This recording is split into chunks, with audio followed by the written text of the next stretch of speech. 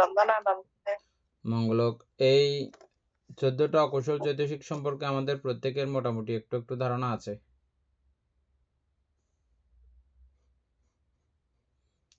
অমিতা বড়ুয়া,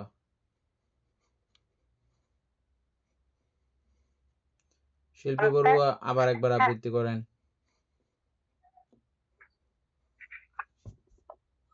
সবাই খেয়াল করেন এগুলো সম্পর্কে আমাদের এখন আলোচনা হবে, তো সেই জন্য সবাই খেয়াল করেন। অধ্যক্ষ লোক দৃষ্টি মান দেশ ঈর্ষা মাৎসর্য কৌকীর্ত স্তন্যমিদ্য কৃষিকেশা। অমিতা বড়ুয়া, এগুলো সম্পর্কে আমাদের প্রত্যেকের একটু একটু করে ধারণা আছে, আমরা যেহেতু এগুলো পড়েছি। এগুলো সম্পর্কে আমাদের মোটামুটি সকলের ধারণা আছে টুকটাক, যারা নতুন তারা ছাড়া আর কি।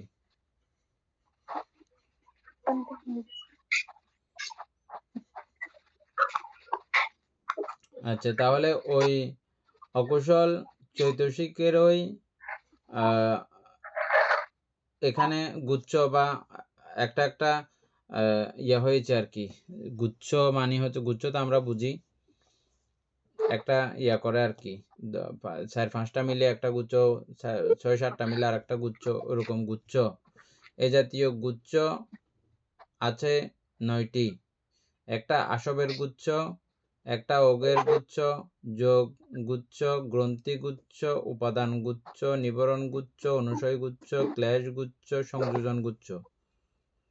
আমরা যোগকে সংযোজন বলে ওখানে বলছিলাম গত ক্লাসের মধ্যে। সংযোজন আলাদা জিনিস, যোগ আলাদা জিনিস। যোগ এবং সংযোজন সম্পর্কে আমরা এখানে কিছু আরো ভালো করে জানবো।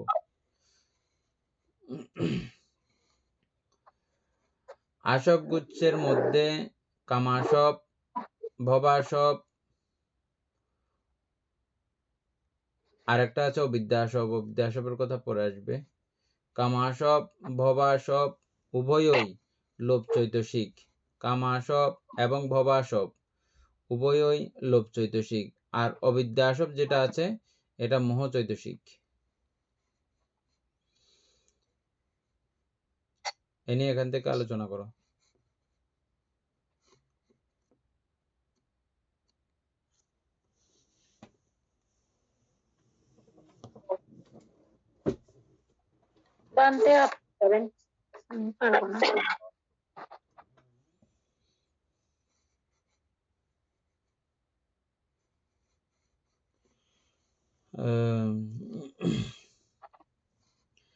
দৃষ্টি আসব, দৃষ্টি চৈতসিক। এখন যে চৈতসিকগুলো আবৃত্তি করছে ওখানে দৃষ্টি আসব দৃষ্টি একটা ছিল না, এই দৃষ্টি আসব হচ্ছে যে দৃষ্টি চৈতসিক। আর অবিদ্যা আসব মোহ চৈতসিক।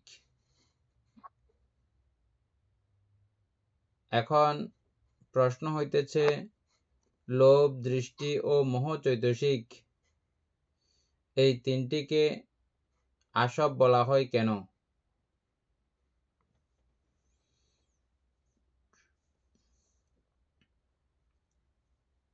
উপসর্গ, এগুলো যারা বাংলা ব্যাকরণ পড়েন এগুলো বুঝবেন ভালো করে।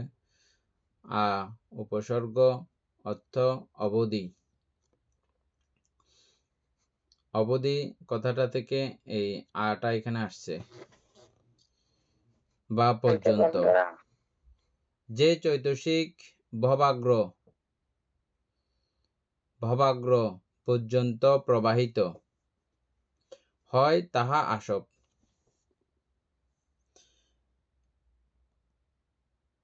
ভবাগ্র বলতে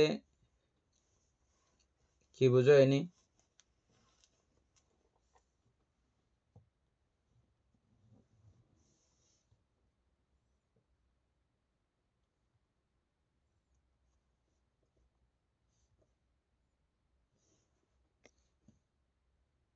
এনি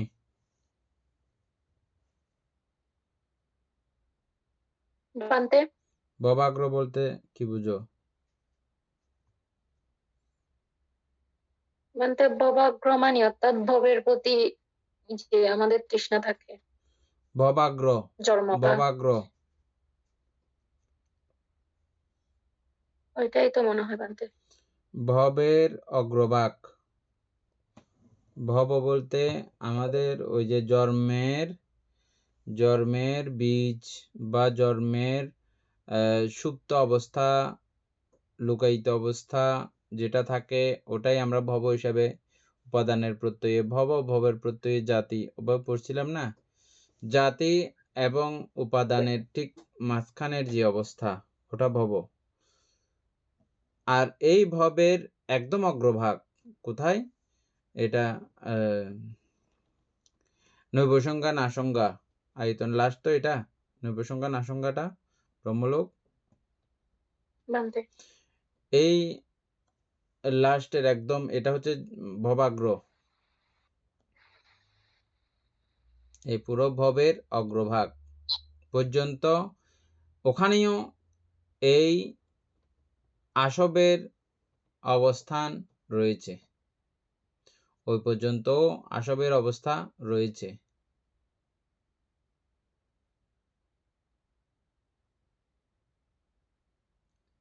এটা পার হইলে আর আসবের অবস্থা নাই।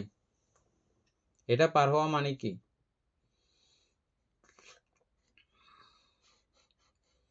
এটা পার হওয়া মানে তো নির্বাণ। এটা পার হওয়া মানে অরহত হয়ে গেছে। এটা পার হওয়া মানে অরহত হয়ে গেছে। কারণ অনাগামী লাভীরাও, অনাগামী মার্গফল লাভীরাও এখানেই জন্মগ্রহণ করেন, রূপবচর ব্রহ্মলোকের এই যে শুদ্ধবাস ব্রহ্মলোকে না। বানতে 5টা শুদ্ধবাসীর মধ্যে। হ্যাঁ, তো সুতরাং এই ব্রহ্মলোকের মধ্যেও এটা আসবের অবস্থা থাকে, ভবাগ্র। বোঝা হয়েছে এখন না? ভবাগ্র যে চৈতসিক ভবাগ্র পর্যন্ত প্রবাহিত হয় তাহা আসব।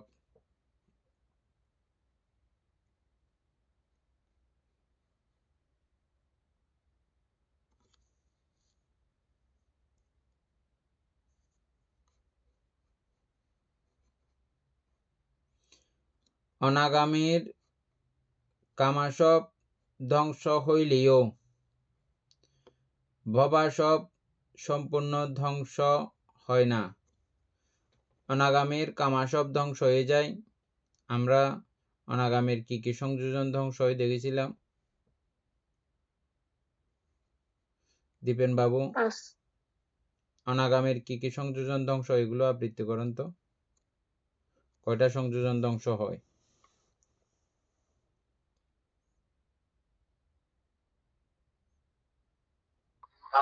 খুঁজে দেখতে হবে এটা। শিল্পী বড়ুয়া বলেন। মনে নাই জানি। অমিতা বড়ুয়া বলেন।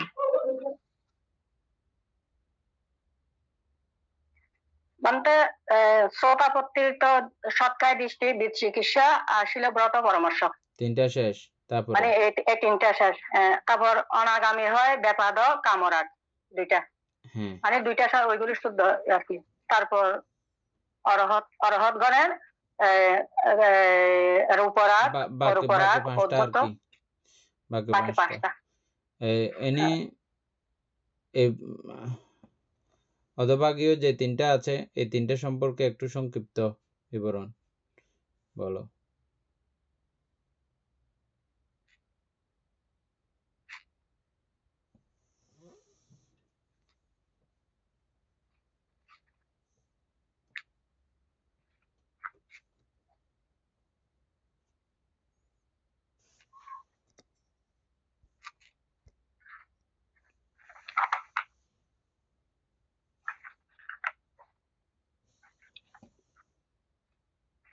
এনে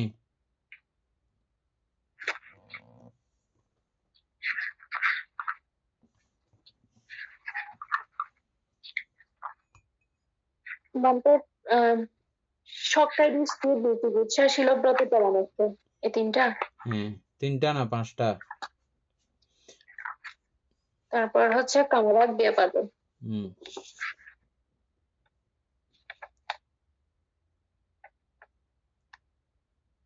মানে সবটাই দৃষ্টির অর্থ হচ্ছে যে অর্থাৎ আমাদের যে আত্মাবাদ নিয়ে যে ধারণা,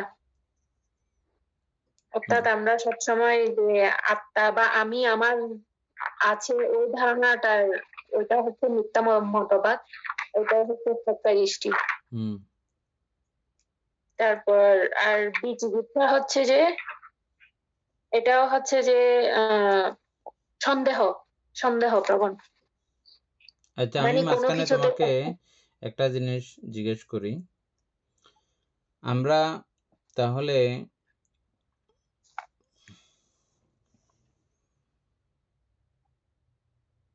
ওটা উত্তরটা আবার বলো, শকাদিট্টির।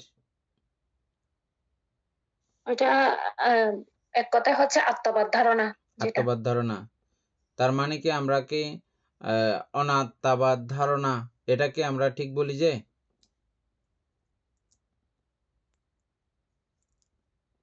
পান্তে এক দৃষ্টিকোণ মতে সেটা অনাত্মাবাদও নয়, আত্মা কেন আছে। অনাত্মাবাদ নয়? পান্তে এটা আমি ভুলে গেছি এখন। যারা অবিধার্মিক তাদেরকে এই জায়গাগুলো খুব সবসময় দিবেন বাবু, খুব গুরুত্বপূর্ণ এটা। হ্যাঁ, বুদ্ধকে বহু ব্রাহ্মণ, বহু জ্যোতিষী, ঋষি, বহু সাধক, এরা প্রত্যেকে এই মতবাদের অধীন হয়ে নানাবিধ প্রশ্ন বুদ্ধকে জিজ্ঞাসা করেছেন। সেই প্রশ্নগুলোর মধ্যে এগুলো উল্লেখযোগ্য প্রশ্ন। বুদ্ধ, আপনি কি আত্মাবাদী? তখন বুদ্ধ এর উত্তরে হ্যাঁ না কোনোটাই বলেন না। আপনি কি অনাত্মাবাদী তাহলে? এর উত্তরেও কোনো রকমের ওরকম সরাসরি কোনো উত্তর বুদ্ধ প্রদান করেননি। এটার জন্য দীর্ঘ মানে পুরো সিস্টেমটা সুন্দর করে বুঝে আসতে হবে। আত্মাবাদী অনাত্মাবাদী এগুলো খুব সহজেই বলে ফেলা এরকম করে যায় না। নির্বাণ প্রত্যক্ষ করার জন্যে, নির্বাণ সাক্ষাৎ করার জন্যে আমরা অনাত্মা প্রমাণ করি। অনাত্মা প্রমাণ করা এটা হঠাৎ করে আপনাদেরকে অনাত্মা, আমরা তো এমনি মুহূর্তে মুহূর্তে অনাত্মা বলতে থাকি, অনিত্য দুঃখ অনাত্মা, অনিত্য দুঃখ মুহূর্তে। এটা এত সহজ এবং চারটিখানি কথা নয়। বুদ্ধকে জিজ্ঞেস করেছে, বুদ্ধ সরাসরি আপনি অনাত্মাবাদী কিনা বললে বুদ্ধ উত্তর দেননি। হ্যাঁ বলে বুদ্ধ কখনো উত্তর দিতে দেখা যায়নি। যারা অবিধার্মিক তাদের এই বিষয়গুলো খুব সতর্ক এবং সাবধানতার সহিত করতে হয়। যদি অনাত্মাবাদী হয় তাহলে বুদ্ধের যে বোধিসত্ত্ব অবস্থায় পারমী পূরণের বিষয়টা এটা ব্যতিক্রম হয়ে যাচ্ছে, তেমনটা না। এটা সম্পূর্ণ অন্য একটা বিষয়, যেটা এই সরাসরি উত্তর দেওয়ার মাধ্যমে আত্মাবাদী অনাত্মাবাদী বিষয়টা ওভাবে প্রকাশ করা যায় না। সরাসরি আত্মাবাদী বিষয়টা এরকম উত্তর দেওয়া যায় না, আবার অনাত্মাবাদ এরকম উত্তর দেওয়া যায় না। কারণ এটা প্রতিক্ষণে প্রতি মুহূর্তে পরিবর্তনশীল। এটার সঙ্গে আরো অনেক কিছু সংযোজিত হয়েছে, অনেক কিছু বিযোজিত হয়ে গেছে। তাই বলে আগের কর্মসহযোগের রেশ এটা কিন্তু প্রবাহমান, এটার সঙ্গে সংযুক্ত মান, আবার সংযুক্ত। তাই বলে যে আবার এটা আত্মাবাদী এমনটাও না বিষয়। হ্যাঁ, এই পুরো সিস্টেমটা বোঝার জন্য, জানার জন্য আমাদেরকে পুরো অভিধর্মটা সিস্টেম ওয়াইজ আস্তে করে জেনে আসতে হবে, বুঝে আসতে হবে। হুট করে এই জিনিস কাউকে মাথায় ঢুকানো যায় না। এই জন্য হুট করে এই সম্পর্কে কোনো ধারণা বা কোনো মতবাদ হুট করে আনা যায় না। আমাদের যে এখন যেটা বললো শক্কাদিট্টি, এই শক্কাদিট্টি ঠিক ওইটা গেলেও মানে অনাত্মাবাদের মধ্যে আমি একবার কিছু নাই এরকম হয়ে গেলে এটাও শক্কাদিট্টি রয়ে গেছে। আবার হ্যাঁ এটা আছে থাকে এমন বিশ্বাসও শক্কাদিট্টির অন্তর্গত। বুঝছেন? দুইটা এনে বোঝা গেছে আমি কি বলতে চাইছি?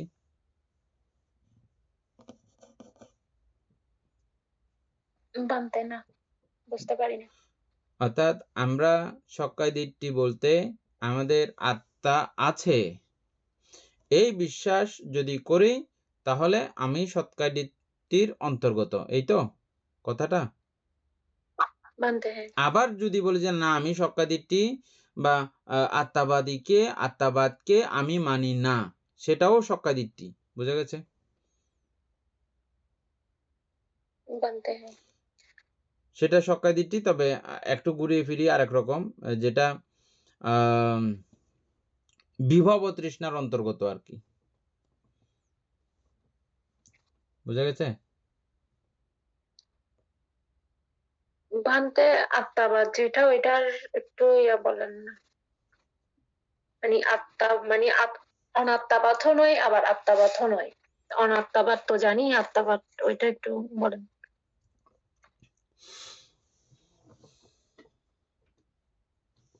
আত্মাবাদ হচ্ছে যে আমি এখন মানুষ আছি, আমি ওই মৃত্যুবরণ করার পরে আবার দেবলোকে যাব, ব্রহ্মলোকে যাব, অথবা নরকে যাব, অথবা তির্যক প্রাণী রূপে জন্মগ্রহণ করব। আমার আত্মাই সেখানে জন্মগ্রহণ করেছে। এটা হচ্ছে যে সরাসরি আত্মাবাদ চিন্তা ধারণা, এবং এটা আমরা অতি সূক্ষ্ম পর্যন্ত আমাদের বর্তমান চিত্ত নিয়ে আমাদের যে গবেষণা, এটা আমরা সূক্ষ্ম অবস্থা পর্যন্ত আমরা কি করেছি, আলোচনা করেছি। সূক্ষ্ম অবস্থা পর্যন্ত আমরা বুঝেছি কিভাবে কিছুক্ষণে ছিল আমার মৈত্রী চিত্ত, আবার কিছুক্ষণ পর হলো আমার দেশচিত্ত।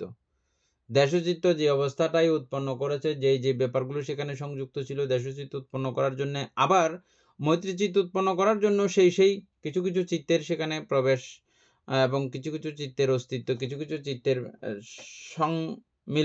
সম্মিলনে ওই অবস্থা তৈরি হয়েছে। এই দুটোটা বিষয় কি একই? এবং আমার ওই চিত্তের সঙ্গে এই চিত্তের কোনো সম্পর্ক আছে, আবার সম্পর্ক নাই, এরকম কোনো কথা কি বলা চলে? পরিষ্কার করে কোনো কথা বলার অবকাশ আছে কি? বুঝা গেছে এমনি? বানতে তাহলে বুদ্ধ কেন আত্মাবাদ তো মানে ওইটা কেন অস্বীকার করে নাই? কোনটা? যে আত্মাবাদ বানতে, এটা আপনি আগে অনেক সুন্দর করে উদাহরণ দিয়ে বলেছিলেন। এখনো আমি বলতেছি ভুলে গেছি আস্তে সেটা। আস্তে, আমি এক সাইড বলছি যে এখন, হ্যাঁ, এটা আমাদের বর্তমান সাইড, যেটা আমরা এখন গবেষণা অলরেডি করে ফেলছি।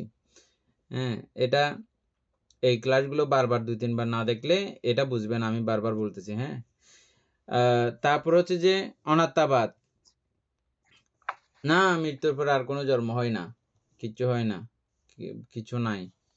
হ্যাঁ, এটা হচ্ছে যে অনাত্মাবাদ। আমাদের ওই ভাবনা ওই চিন্তা নিয়েই কি আমরা পড়াশোনা করতেছি? বুঝা গেছে? মৃত্যুর পরে আর কোনো জন্ম নাই।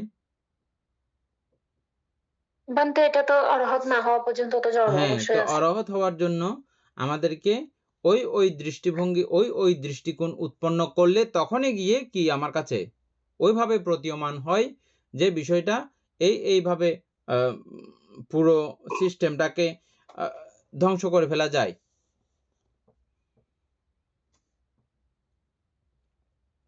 আচ্ছা, যদি ধ্বংস না করি, আমি ওই চৈতসিকের অবস্থান কেন্দ্র, ওই চৈতসিকের উৎপত্তি কেন্দ্র যদি ধ্বংস না করি, তাহলে আত্মা রয়ে গেছে, এটা আবার বলা চলে, এরকম নাকি?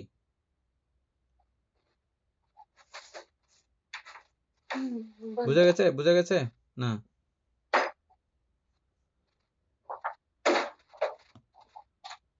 বানতে আগের বার তো এরকম করে মনে হয় বলা হয়নি। আগের বারের কথা বাদ দাও, এখন বুঝতেছো কিনা এটা বলো। এক একবারের এক এক রকম আলোচনা থাকবে, হবে। দিবেন বাবু, যেগুলো বুঝতেছেন শর্ট বলেন, এগুলো না হলে আমি এইখানে অর্ধেক হয়ে যাবে। এগুলো আবার ভবিষ্যতে কেউ ভিডিও দেখলে তাদেরও এগুলো বোধগম্যের মধ্যে আসবে না। এটা প্রশ্ন উত্তর না করলে এখানে সমাধান করা হবে না। আমি এখন কি বলছি, আমি এখন এই চৈতসিকগুলো একেবারে সমচ্ছিন্ন করার মাধ্যমে আমি অনাত্মা পর্যন্ত আমার পরীক্ষা নিরীক্ষা গবেষণা চূড়ান্ত পর্যায়ে আমি এখানে যাই, এখানে যাইলে আমি নির্বাণ প্রাপ্ত হই, নির্বাণ সাক্ষাৎ করি। এটাকে যদি তুমি মানতে যাও, তার মানে আমি নির্বাণ প্রত্যক্ষ করার আগ পর্যন্ত এগুলো সব কিছু আত্মাবাদের অন্তর্গত, এই কথা কি? তাহলে এটা প্রমাণ হচ্ছে কি বিষয়টা? হ্যাঁ, সিস্টেম ওয়াইজ তো এটাই প্রমাণ হচ্ছে, কিন্তু এটা না। কেন না? আমি কিছুক্ষণ আগে আমি চিত্তের উদাহরণ দিলাম। আমি কিছুক্ষণ পূর্বে মৈত্রী চিত্ত উৎপন্ন করেছি, তখন আমার সিস্টেম একরকম ছিল, মৈত্রী চিত্ত। আবার কিছুক্ষণ পর আমি দেশ চিত্ত উৎপন্ন করেছি, আমার সিস্টেম তখন আরেক রকম।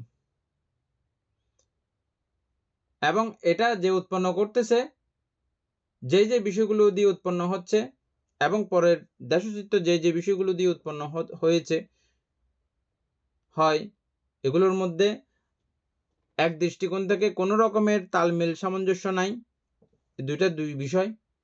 আবার এটার সঙ্গে এটার একটা নিবিড় একটা সূত্রিতা ও রয়েছে, সংযোগও রয়েছে। সংযোগ আছে এটা বলা চলে না, সংযোগ নাই এটা বলা চলে না।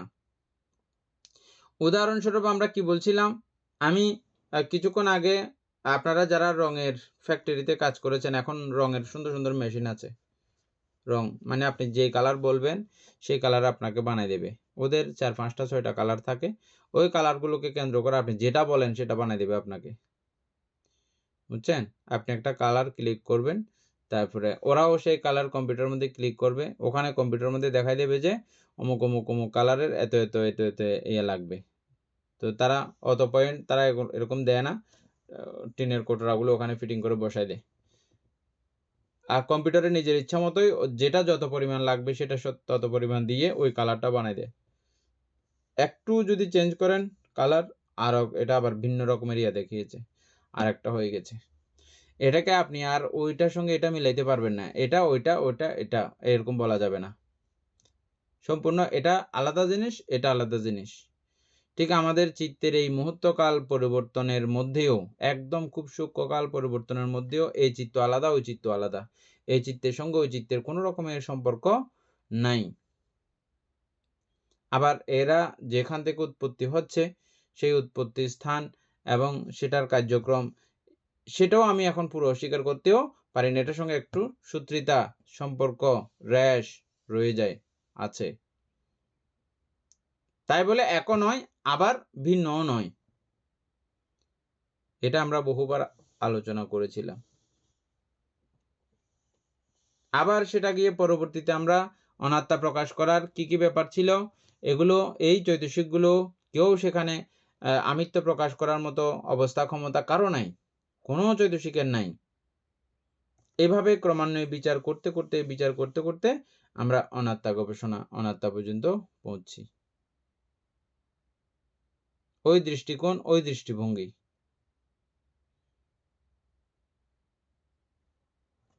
এনে পরিষ্কার হচ্ছে? দীপেন বাবু, এখানে প্রশ্ন করতে হবে কিন্তু, না করলে এগুলো বুঝবেন না, এটা এখানে থেকে যাবেন। আপনারা অনেকবার পড়ছেন কিন্তু কি ছক্কায় দিট্টি।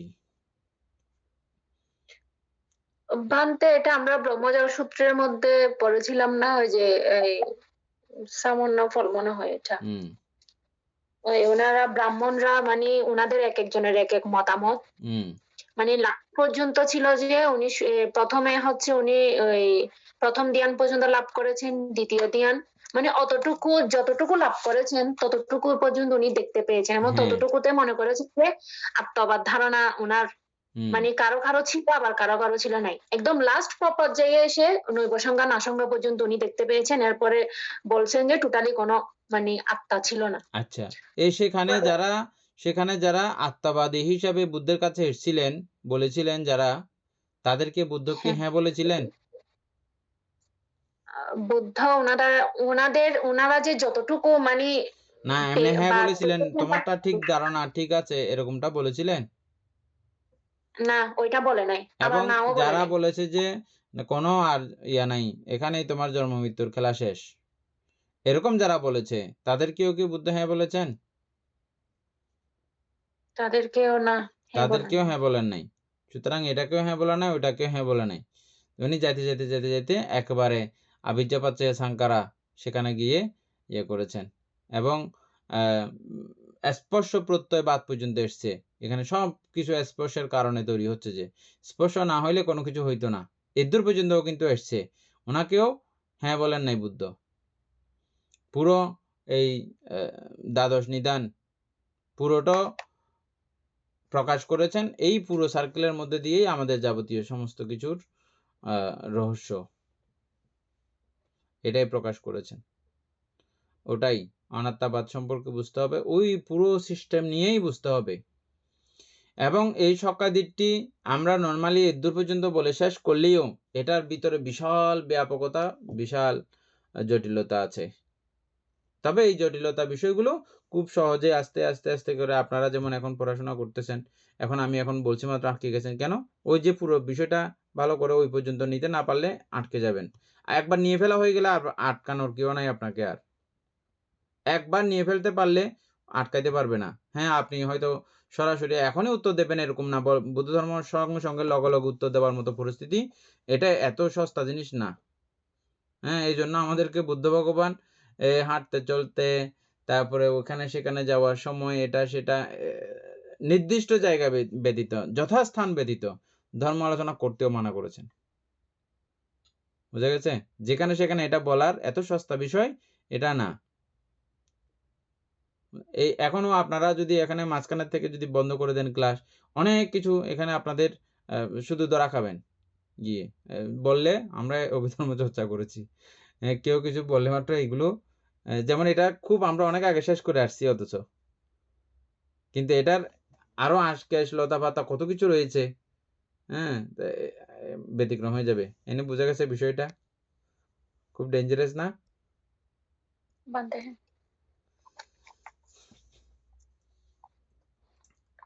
আচ্ছা, এখন কি নেওয়া যাচ্ছে শকাদিট্টি বিষয়টা?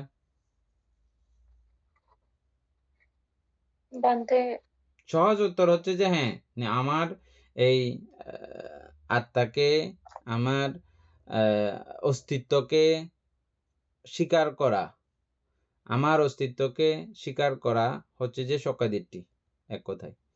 হ্যাঁ, এটার উত্তর এটা। কিন্তু তার মানে আমি পাল্টা যখন প্রশ্ন করছি তখন আবার ওই সাইডটাও আপনাদের পুরা আসছে। এটা যে কেউ যারা বুঝবে এটা সম্পর্কে শকাদিট্টি যদি আপনি এরকম সরাসরি উত্তর দেন, সে তখন বলবো তোমরা তাহলে এটা মানো না, যে না তাহলে তো তোমরা অনাত্মাবাদী, কোনো কিছু নাইবাদী না, এরকম করে বলবে। তখন আপনি কি বলবেন? না না, সেটাও না, সেটাও না। সেটা কেমন সেটা বলে, এটা তুমি হঠাৎ করে বললে তুমি বুঝবা না। এটা বাই সিরিয়ালি একটু একটু করে তোমাকে পড়াশোনা করতে হবে, পুরো বিষয়টা, পুরো সিস্টেমটা তোমার জানতে হবে, বুঝতে হবে, তখন এটা আস্তে করে বুঝতে পারবে। এখন আমি যদি তোমাকে এটা উত্তর দিতে যাই, তুমি আমাকে পাগল বলবা উল্টা।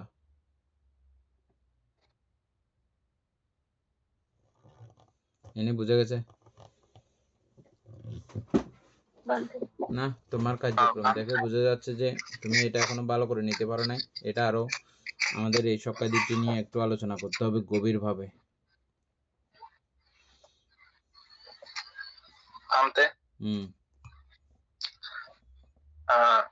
ওই যেটা বলছেন যে অনাত্মাবাদ, মানে আমরা তো অনাত্মাবাদ নিয়ে আলোচনা করে আসছি এতদিন যাবত। এখন আবার হঠাৎ করে বলতেছেন যে কি অনাত্মাবাদেও সরাসরি স্বীকার করা যায় না। তো সেটা হয়তো বলছেন, কিন্তু আমি তারপরেও এটা